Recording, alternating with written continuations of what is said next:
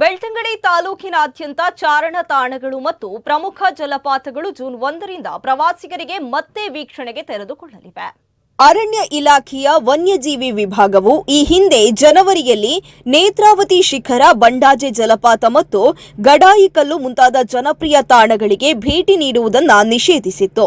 ಬೇಸಿಗೆಯ ತಿಂಗಳುಗಳಲ್ಲಿ ಕಾಡ್ಗಿಚ್ಚು ತಡೆಗಟ್ಟಲು ಮತ್ತು ಹುಲಿ ಗಣತಿಗೆ ಅನುಕೂಲವಾಗುವಂತೆ ಈ ನಿರ್ಬಂಧವನ್ನು ಜಾರಿಗೆ ತರಲಾಗಿತ್ತು. ಕುದುರೆಮುಖ ರಾಷ್ಟ್ರೀಯ ಉದ್ಯಾನವನದ ವ್ಯಾಪ್ತಿಗೆ ಬರುವ ತಾಲೂಕಿನ ಮಲವಂತಿಗೆ ಗ್ರಾಮವು ಹಲವಾರು ಪ್ರವಾಸಿ ಆಕರ್ಷಣೆಗಳಿಗೆ ನೆಲೆಯಾಗಿದೆ. ಇದು ಚಾರಣಿಗರು ಮತ್ತು ಪ್ರಕೃತಿ ಪ್ರಿಯರನ್ನ ಹೆಚ್ಚಿನ ಸಂಖ್ಯೆಯಲ್ಲಿ ಆಕರ್ಷಿಸುತ್ತಿದ್ದರೂ ಬೇಸಿಗೆಯಲ್ಲಿ ಈ ದಟ್ಟ ಅರಣ್ಯ ಪ್ರದೇಶಗಳಲ್ಲಿ ಕಾಡ್ಗಿಚ್ಚು ಸಂಭವಿಸುವ ಅಪಾಯ ಹೆಚ್ಚಾಗಿರುತ್ತೆ. ಪ್ರವಾಸಿಗರು ಸುರಕ್ಷತಾ ಎಚ್ಚರಿಕೆಗಳನ್ನು ಹೆಚ್ಚಾಗಿ ನಿರ್ಲಕ್ಷಿಸುವುದರಿಂದ ಅರಣ್ಯ ಇಲಾಖೆಯು ಕಟ್ಟುನಿಟ್ಟಿನ ಮುನ್ನೆಚ್ಚರಿಕೆ ಕ್ರಮವಾಗಿ ನಿಷೇಧವನ್ನ ವಿಧಿಸಿತ್ತು.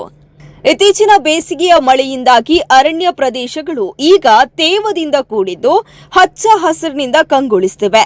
ಹೊಳೆಗಳು ಹರಿಯಲು ಪ್ರಾರಂಭಿಸಿವೆ. ಕಾಡ್ಗಿಚ್ಚಿನ ಬೆದರಿಕೆ ಕಡಿಮೆಯಾಗುತ್ತಿದ್ದಂತೆ ಅಧಿಕಾರಿಗಳು ನಿರ್ಬಂಧಗಳನ್ನು ತೆಗೆದುಹಾಕಲು ಮುಂದಾಗಿದ್ದಾರೆ.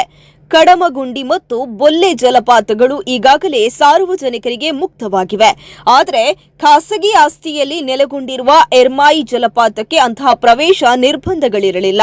ಸುಮಾರು ಸಮುದ್ರ ಮಟ್ಟದಿಂದ 1700 ಅಡಿ ಎತ್ತರದಲ್ಲಿರುವ ಮತ್ತೊಂದು ಪ್ರಮುಖ ಚಾರಣ ತಾಣವಾದ ನಡಲಾಯಿಲ ಗ್ರಾಮದ ಗಡಾಯಿಕಲ್ಲು ಕೂಡ ಜೂನ್ 1ರಿಂದ ಪ್ರವೇಶಿಸಬಹುದಾಗಿದೆ.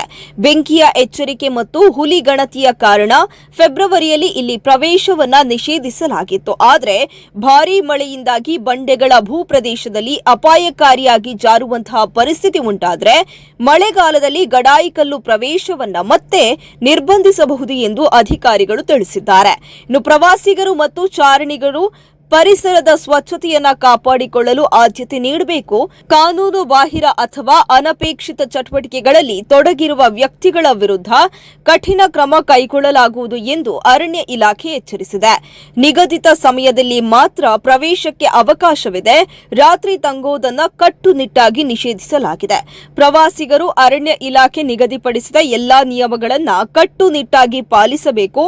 ಇಲಾಖೆ ಗೊತ್ತುಪಡಿಸಿದ ಪ್ರದೇಶಗಳ ಹೊರಗೆ ಅಲೆದಾಡಲು ಅವಕಾಶವಿಲ್ಲ. ಪ್ರತಿಯೊಬ್ಬ ಪ್ರವಾಸಿಗರು ಕಡ್ಡಾಯವಾಗಿ ಮೂಲ ಗುರುತಿನ ಚೀಟಿಯನ್ನು ಹೊಂದಿರಬೇಕು. ಗುರುತಿನ ಚೀಟಿ ಇಲ್ಲದವರಿಗೆ ಪ್ರವೇಶವನ್ನ ನಿರಾಕರಿಸಲಾಗುತ್ತೆ ಎಂದು ಮಾರ್ಗಸೂಚಿಯಲ್ಲಿ ಹೇಳಲಾಗಿದೆ.